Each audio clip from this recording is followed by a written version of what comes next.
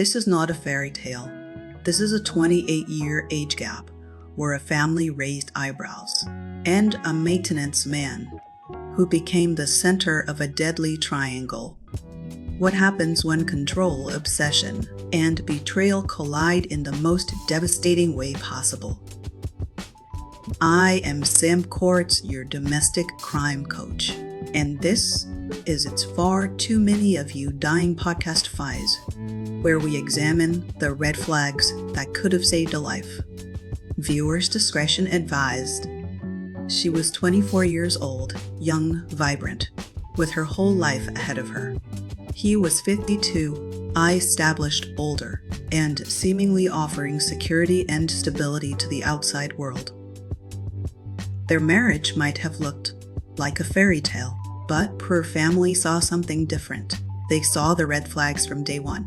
The problem is, love, caught it, or what we think is love, can make us blind to danger, and sometimes that blindness costs everything.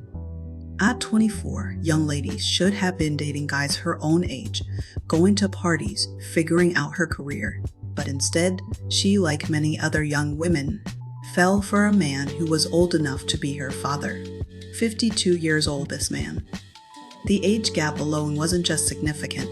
It was a chasm of life experience, power, and control. But she was in love, or thought she was. And when you're 24 and someone older, more established, shows you attention, it can feel like being chosen for something special. Her family didn't buy into this one bit. They were side-eyeing and raising eyebrows from the beginning. Something felt off about this. What is a 24-year-old doing with a man twice her age? But they were told to mind their business and married him anyways, just 6 months after they met. Now if that sounds fast to you, that is because it was. However, what the family did not know was, although she had married the older man, someone else had her attention. And if you are wondering who had this young 24-year-old's attention, you've guessed it. Right, it's the maintenance man. The maintenance man was a young, smooth-talking guy from the complex where they lived, who is always around, always laughing with her. The neighbors started whispering, "Why is she always outside when he is? They talk too long and stand too close." And then the worst sign of all, she stopped posting her husband and started going offline. But here's the part that broke him. He caught them not in bed, not kissing, but laughing, and that stung even worse. This broke him. He begged her, "Just stop, you're my wife, stop playing games with my heart." He cried. He threatened to leave her response. "Oh, please," she said while laughing. When she nonchalantly disregarded his pleas with her to stop the affair, it triggered something inside of him. He was tired of begging her. His world drastically shifted, depression set in, and now he started acting different. He withdrew from his family. He was losing weight rapidly and calling off work. His eyes were dark. This was not a sign of the situation ending well. A few weeks later, one of the neighbors saw him standing on the side of their house, kind of like he was hiding.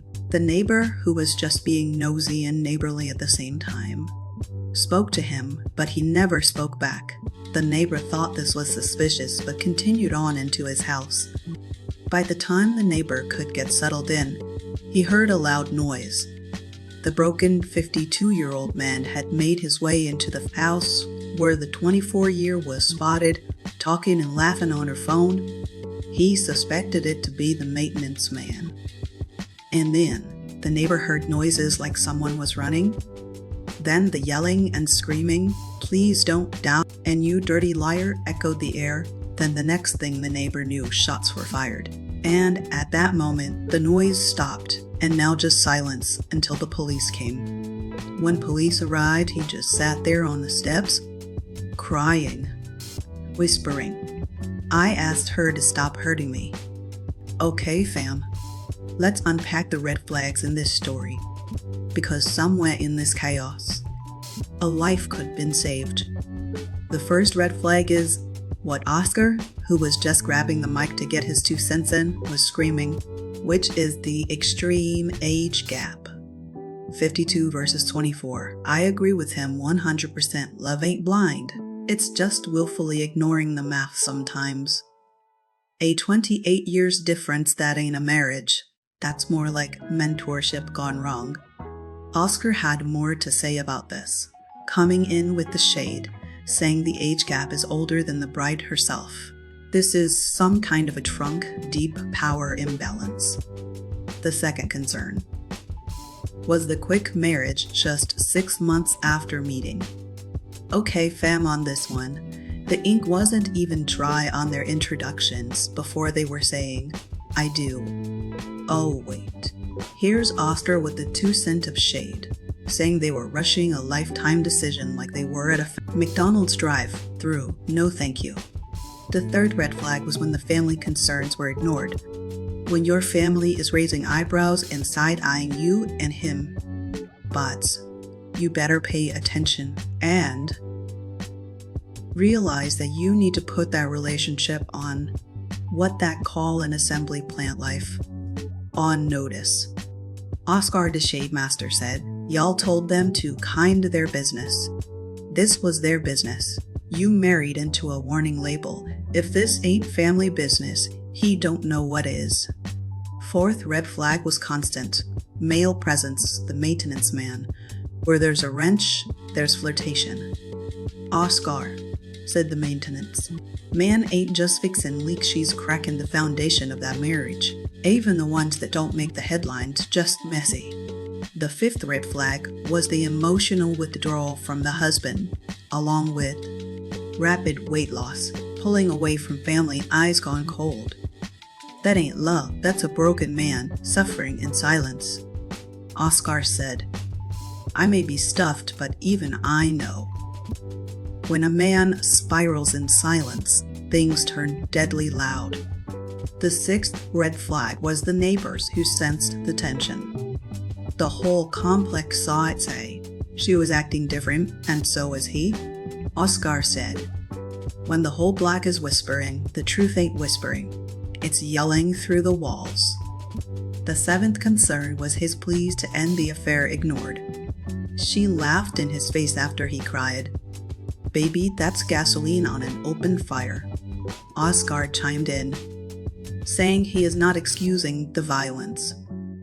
But when someone's begging for peace and gets sarcasm, that's emotional Russian roulette. The eighth red flag was the unusual behavior just before the crime. He was lurking by the side of the house. Not speaking, not blinking, that's horror movie behavior. Oscar, if I saw this, I'd call the cops, just saying suspicious behavior in 4 kilobits. The ninth red flag she stopped posting. Social silence is real loud, especially when she used to broadcast their whole relationship. Oscar shady as ever. She wasn't off the grid. She was off the husband. Sam, stop it, Oscar. So, fam, what could have saved a life here? What was being said without words? What red flags got brushed aside just because folks called it love? Oscar said, too many people are ignoring their gut just to keep up appearances. If it smells off, it is off. And if the elephant can see it, so can you. Fam, drop your truth. We only counted 9 red flags. But did we miss one? Drop your 10th red flag in the comments below. Subscribe if this made you think twice. And stay tuned, I'm Sam T. It's me, your domestic crime coach. And I'm just getting started.